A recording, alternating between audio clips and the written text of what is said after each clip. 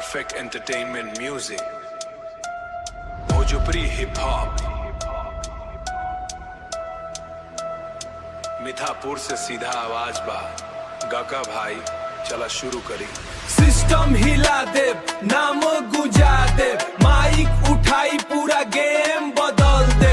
नफरत करे वाला सब देखत रही, हम अपना सपना के सच बना दे।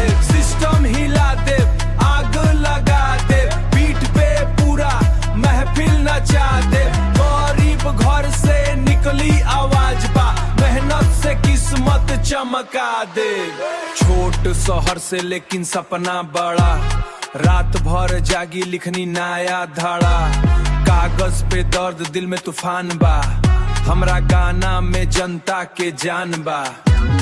दोस्त कम दुश्मन हजार मिलल, पीठ पीछे सबके वार मिलल।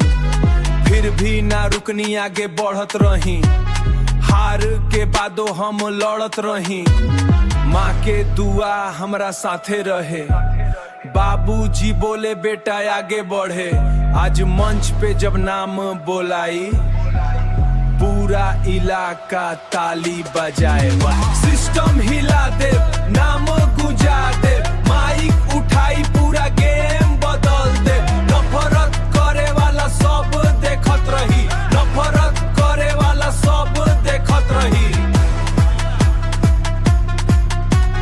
हम अपना सपना के सच बना दे।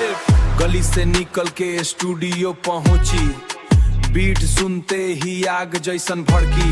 रैप में सच्चाई, दिल में जुनून बा, हमरा आवाज आज सबके सुकून बा। फेक लोग रोज यहाँ रंग बदले, मतलब खातिर दोस्ती बदले।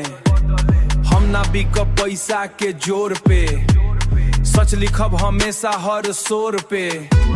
रात अंधेरिया लेकिन उम्मीद बा, संघर्ष वाला जिंदगी खास चीज बा।